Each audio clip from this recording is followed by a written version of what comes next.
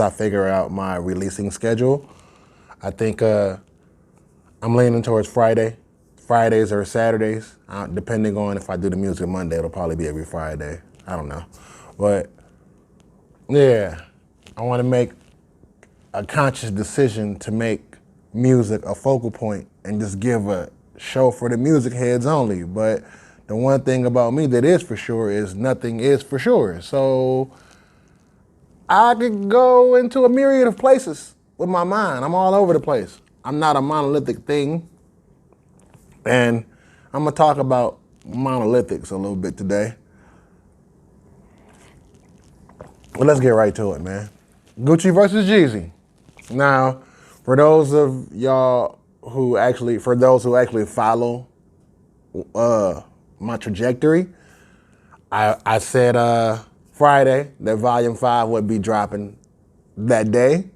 We had some technical difficulties with the mixing and the mixing down of the episode. So while we do have it, I just feel like it's kind of dated. So I may not put it out. I don't know. I might do like a lost tape series somewhere later down the line and make that a episode release. But I was pretty much predicting the outcome of the Jeezy versus Gucci battle, and I think I was right. I mean, I know I can be condescending in the way I talk when it comes to music shit, but I know a thing or two about it. That's all I'm gonna say. It's subjective at the end of the day, so I won't take away anybody's right to feel like whoever they think won the battle.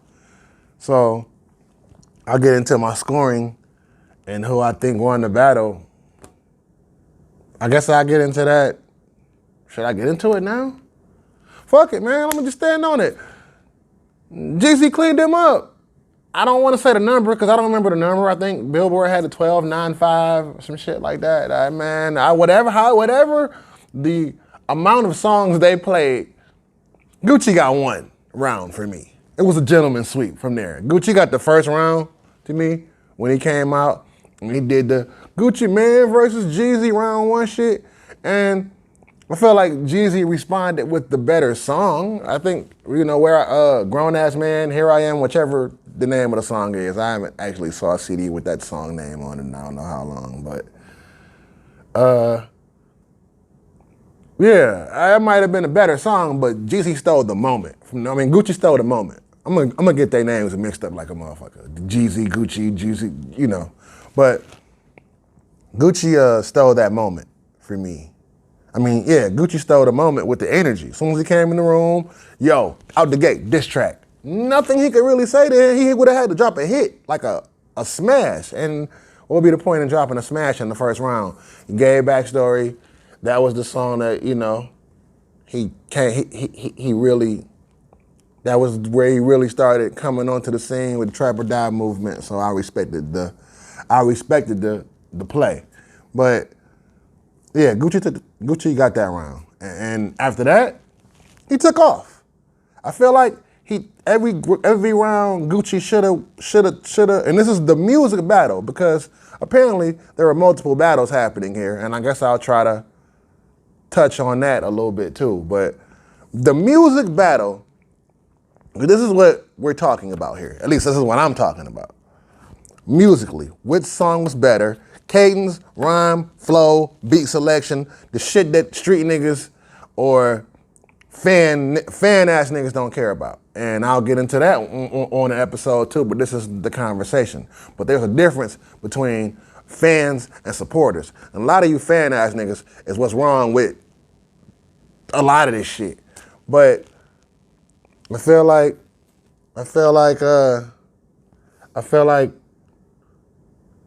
after that, Jeezy just took off, man. Like the rounds Gucci should have won where you said, oh shit, Jeezy might be in trouble. I ain't mad if somebody give Gucci bricks. I forgot what Jeezy responded with. I think Jeezy responded with, I don't know. But all the rounds that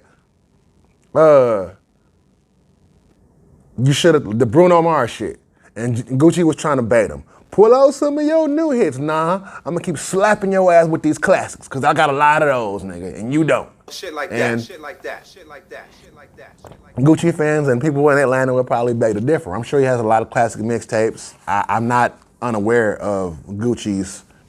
I'm not unaware of who Gucci is, but in the Gucci don't have no classic album. Jeezy got at least two of those, in my opinion.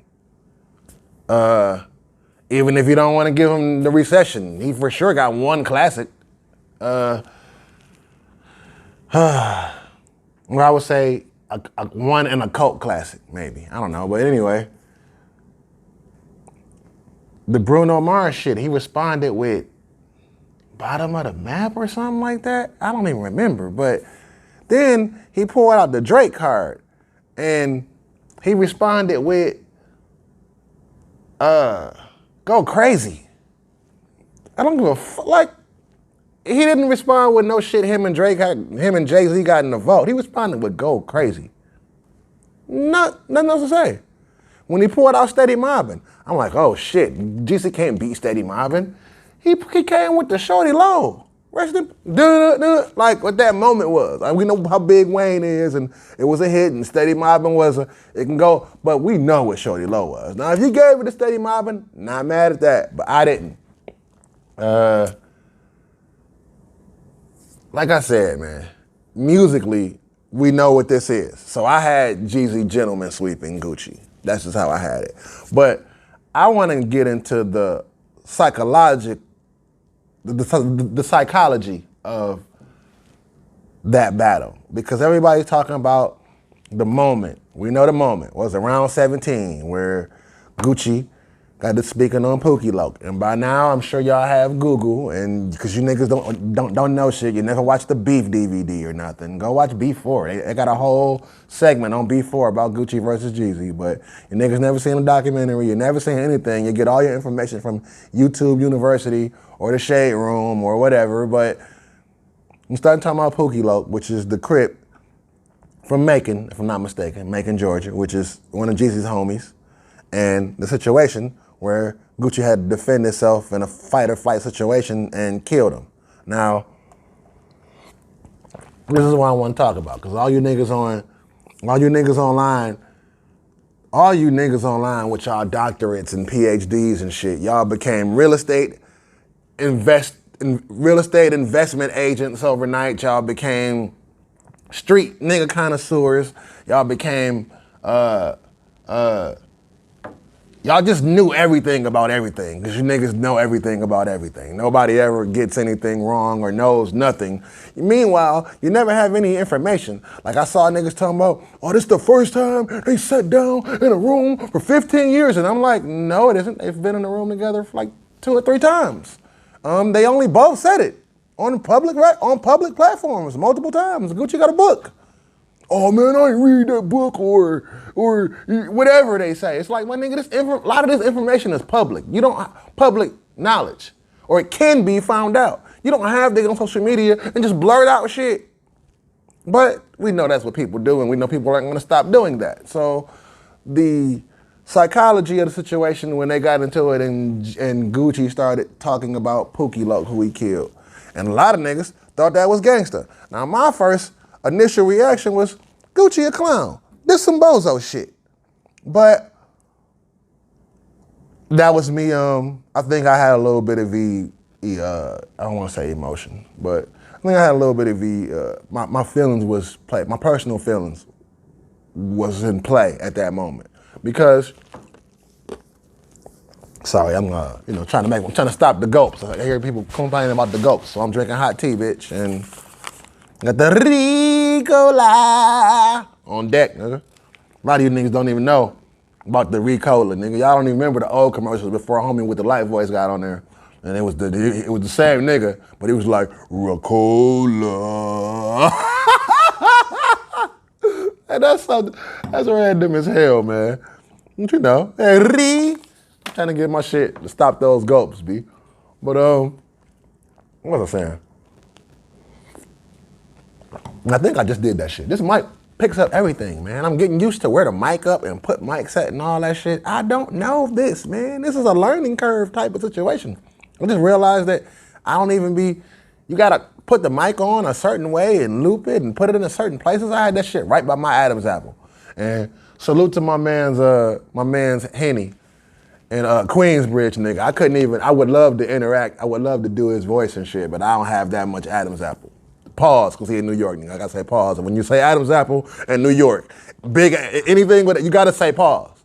But the nigga got a deep, deep voice. The nigga would hit me like, hey, yo, thun. Salute my man. He said, yo, thun. Them gulps is mad wild, B. So I had to, and last episode I had my nails painted, and them gulps felt gayer than me having a fucking manicure, bro, a rainbow manicure. But way off subject, man. The psychology of that moment for me, I had to look into it. Yo, if a nigga tried to blow your head, and let me get on you uninformed niggas real quick. Now, I'm not saying Jeezy didn't send my man Pookie Loc to kill Gucci, because of course, we know the streets. You can't just say you did it. But on record, there's been on record on plenty of occasions where they say a female was with a young lady was with Gucci, and she set him up and called the homies, and they went down there, and Jeezy had no knowledge of it. Now that could be untrue, but I'm just going on the knowledge that we have. I'm not here to speculate about things that I wasn't there for. But what we have on paper, on video, is Jeezy didn't know this was happening because he wouldn't have sent the nigga in there on a dummy mission, because that's what that was. And a lot of you niggas, I ain't saying Gucci ain't valid in the streets. He his own 6 nigga. We know all of this. We know what he's been through. We know the type of nigga he is. We've seen footage of what Gucci's capable of. So I'm not taking away from his validity in the streets, but some niggas came in there trying to get this chain that Jeezy put a $10,000 bounty on, and he was in a fight or flight mode, and I'm almost sure in the police report, I'm almost sure there's a detective on record saying that Gucci went on winning some fight or flight shit and just sprayed up the room to keep the niggas up off him, which is not saying that I ain't gangster, because I've done the same thing in that situation. Some niggas are trying to kill me, it's me or them. But you niggas out here talking like Gucci is fucking, I don't want to say Frank Lucas told, but you know, I just, like Gucci walking around this bitch like Maserati Rick or like, man, stop playing. Anyway, where was I getting at? Yeah, the situation, because I'm spending too much time on this. But the situation with them exchanging that moment, I said, this is some bozo shit. Damn. Broke the internet. I tell you what. Put that nigga ass in the dirt. I tell you what. Smoking on Pookie Loc tonight. I tell you what. This how we gonna do this. Send some more, I'ma send them the same way. In a box back to you. Are you doing free kill? Free kill. Man. I tell you what though. See, when I even called you and extended this invite, my nigga, I did it as a real man. It's been 20 motherfucking years. 15 years. Okay, well, how many? You still talking the same shit. You feel me? Still talking the same shit. Hey, man, you so gotta take that. Let me talk, my nigga. Let me talk. Listen. Let me talk. I don't want to talk. I'm through talking. It's your turn to do the song. That's what right. Gonna do? That's right. Are we gonna do some music or I tell you what, my nigga. I tell you what. It go like this. When I extended the invitation, I did it as a real man. You feel me? Because I said. But then when I put into the psychological factor of it, yo, this is the first time I get to perform these songs, because that's why Gucci didn't win to me, or why he wasn't closer, because he left a lot of shit on the table, man. He performed all diss records, and despite what y'all Gucci fans think, those diss records wasn't really it. I mean, they was cool moments, they was hard disses, but them disses didn't move the needle at all if you wasn't a Gucci fan. Like when you hear fucking, like clean up body, like straight bodies. No Vaseline, no matter how you feel about Ice Cube, you know it's a body. Back to back, no matter how you feel about Drake, you know Drake is, we know what it is. That's not any of those situations, it's just diss records. And I ain't saying you shouldn't have performed them, because when has a rapper ever gotten to perform diss records at the nigga you dissed and the nigga that tried to kill you right then and there? So I ain't get that shit off. But he did too many of them. He left real shit on the table. He left He talking about he was baiting Gucci in with the play some new hits, and you didn't even play the new hits. You played Bruno Mars and Kodak, and he cleaned that up. You didn't even play the Black Beetle shit. Nah, nigga, that was Mirror Challenge. Ain't that what it was called? The Mirror Challenge. You know what motherfuckers was.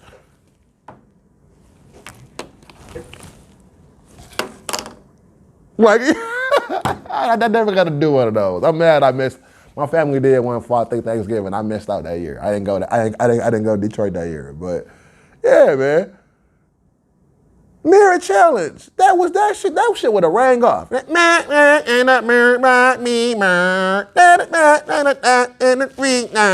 would have went off. That probably sounded crazy, but that's how this sounds to me. I don't know the words. He didn't play. He did play I Think I Love Her, but he didn't do Go Ahead. He didn't do that shit. He didn't do a lot of shit. And Jeezy didn't do a lot of shit either, but Jeezy didn't do like haymakers. He didn't drop a lot of haymakers. Gucci didn't drop a lot of haymakers to me. But back to that moment, I keep forgetting, like, I understood the trauma of it. Gucci's entire career has revolved around this moment. When this beef started over Icy and the attempted murder, because Gucci could not be here. He could not be here from being dead, from the niggas trying to get this chain, or from doing a life sentence. He literally had a murder case. So I understood the frustration. I understood the trauma all coming up. His entire career has been him trying to dig himself out of a certain type of grave. Yeah, he was getting money, but that fucked up a lot of looks for him. That fucked up his ascension into superstar mode, because Gucci clearly is a superstar. You see, he's fucking entertaining. I think he could be, I would love to hear a Gucci podcast or a Gucci speaking in some sort of forum, because Gucci is a superstar, bro, but that fucked a lot of that up. So I understood, like, him getting fat, him being on drugs, and him going to prison. Like, if Icy and that beef goes differently, Gucci probably has a whole different career without the shit. I think that's why that moment made me look at him like a bozo, because this was the platform. We saw the glow up. We saw the come home with the new wife and the new music and the Gucci articulating, because in my opinion, Gucci was always smart, even when I didn't like Gucci, because there was a time where I didn't like him. But if you had some dumbass friends, and I ain't saying everybody that listen to Gucci is dumb, but I got some dumbass friends, man. So it's just, and I got some dumbass friends who was hardcore Gucci fans, and you gotta get in the car and listen to that nigga sound like me when I'm gulping and shit, but the gulp never goes anywhere. It's, like,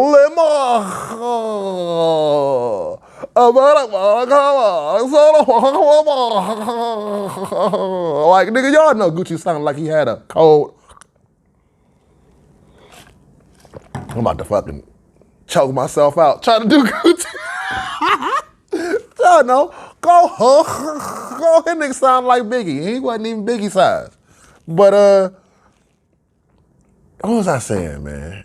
Like I just understood it in that moment. I had to retract my feelings about Gucci. I think I was personally fucked up, because I'm like, this the moment, dog, for you to really show your evolution and show how you've grown up and show boss. Because I feel like this what this was. This was the power play for them to take their steps into their Jay-Z shoes. You know, get the cold wife, the business acumen, you know, like you see Jeezy got the job at Def Jam.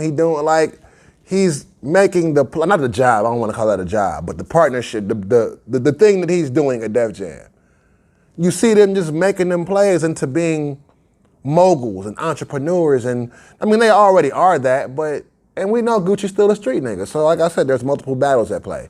Niggas feel like he won the street battle because he out street nigga them. And he might have little bro them in the street way, because it's like, oh, what did you niggas expect? Them niggas, these millionaires, these multi-millionaire, 40-plus-year-old men with good skin, eating vegan, trying to be better men, to get on stage and start shooting it out or fight? Is that what y'all, like, what's a street nigga, what is the definition of a street nigga in y'all logic? What do street niggas do? Because I really want y'all to, like, comment under here and let me know what y'all think the definition of a street nigga is. Because in my mind, from what my understanding is based on the environment and the matriarchs and patriarchal figures that, you know, the bosses that raised me, I was informed that a street person is a person who adapts to the laws of the land and takes whatever resources they find to acquire a status of success by any fucking means necessary. I didn't think that a street nigga was just, oh, you got a gun and you a goofy nigga in the street with a gun, or you whooped this many niggas last week, or you made this much money selling dope, but you never did shit else but make money and get fresh. Like, what do y'all identify as a street nigga? Because a street nigga to me is somebody who's trying to find success and make a better situation for his peers and contemporaries and people around him or her through those methods of the street, because that's the opportunity that you have to do it, because you see how flawed and fucked up this system is. Not? It's not? I understand there's some new rules and some new laws out here. Maybe I'm the dated version of that. And that new version of it, I can't really rock with that. But I spend too much time on that. I think that Jeezy handled himself in a real grown-up way. 20 years. 20 years. And when I said I wanted to do this shit for the culture, that's what I wanted to do. Nigga, I brought you here to show you the world care about what the fuck we got going on, because we call it culture. You feel me and you, where we came from, what we been through, nigga. Us, me and you. All these kids out here doing what the fuck they do, because they saw what went on with us, dog. So this shit ain't about me, this shit ain't about you. You feel what I'm saying? This shit by King Von, this shit by Dope B, this shit by Nipsey Hussle, this shit by motherfucking Pop Smoke, M3. And I'm real enough to do that, nigga, because one thing about it, two things for sure, three things for certain, nigga, I'm the realest nigga.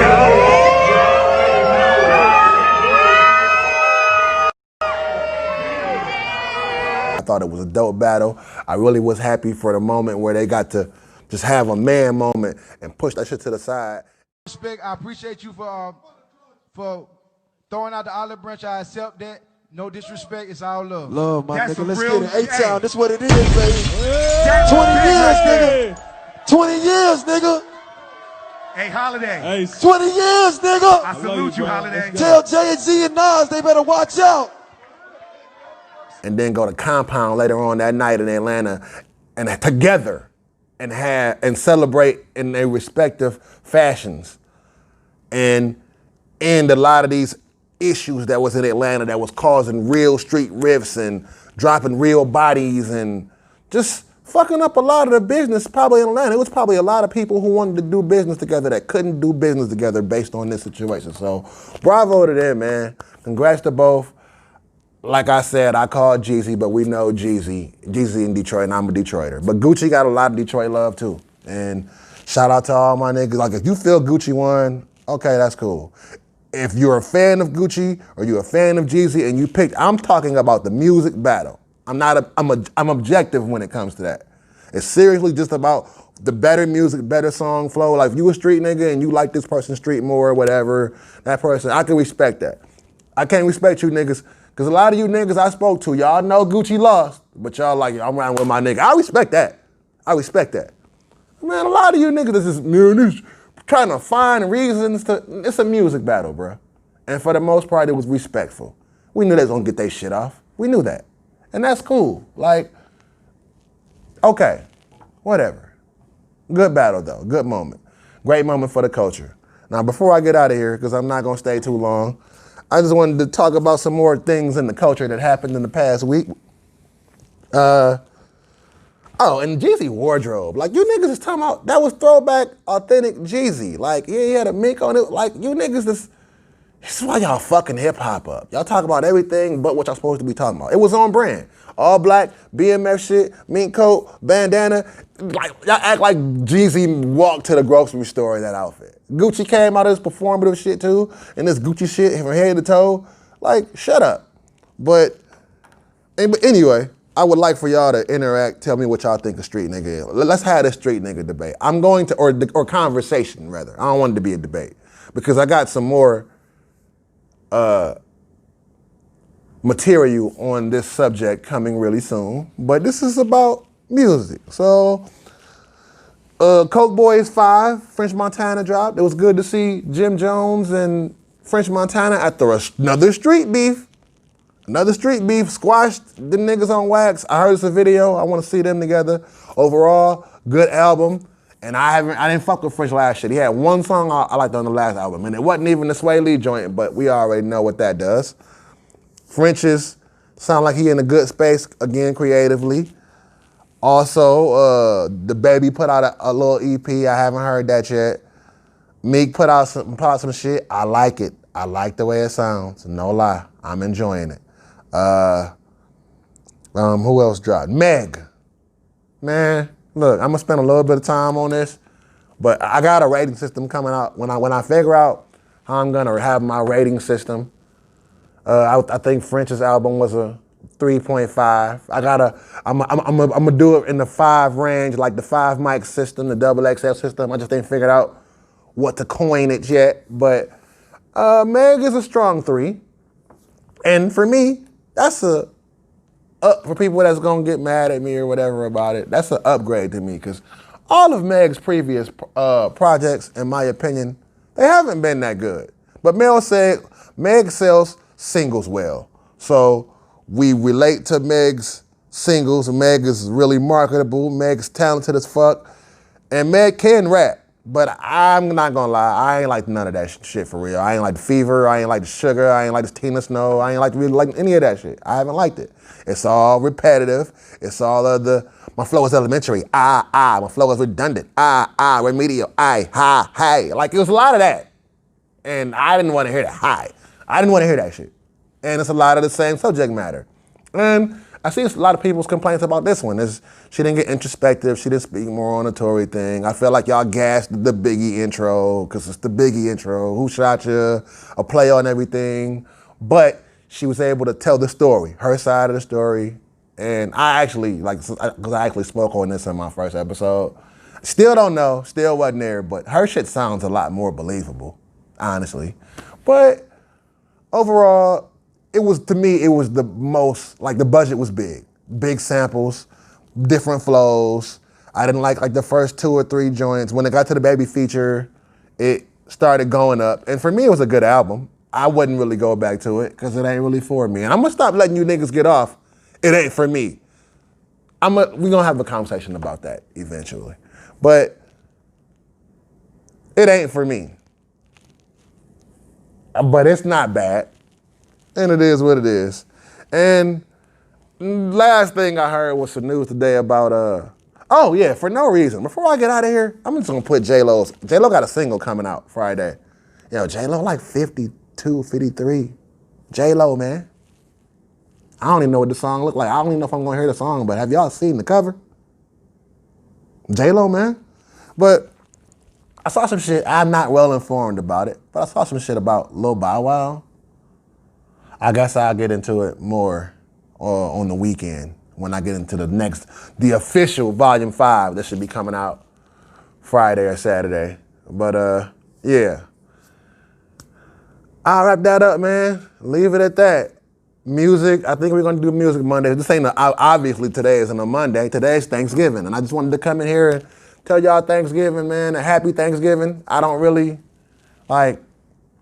happy enjoying y'all family's time. Because I don't even like really using the term Thanksgiving. Just celebrate they got some shit coming out tomorrow. I just saw it on the calendar. I never knew this was a holiday. National Native American Day after Thanksgiving Day or some shit like that. We're gonna celebrate the day after we murdered your people and stole the land and stole your resources, and we began to wreak havoc on the world. America. Message. Happy Indigenous Peoples Weekend. I hope y'all enjoying y'all family, man. I know it's a hard time. The mental health gets really fucked up around this time of the year. I'm not even gonna lie. I've been having my own personal struggles with that shit, and we'll get into some of all that. Volume 5, man. See y'all soon. It was good talking to y'all. Thank you for all the likes and some shares and the subscribing. Thank my mama for getting me out here in this world and exposing me to other cultures and sending me off on planes at age 13 and sending me around this world so that I can have these experiences to even be able to come here and talk about. This is not a hip hop show. This is not a podcast. This is a show, And the one thing about me that's for sure is nothing is for sure. So you never know what you're gonna get here at Uncle Vic Rants, man. I fuck with y'all. And like I said, this ain't any of that. This is not something you can put in a box. But if you watch this shit, call it a podcast, a show, a video game, call it what the fuck you want to call it. And on that note, I'm out of here, everybody. Happy holidays. Uncle Vic out.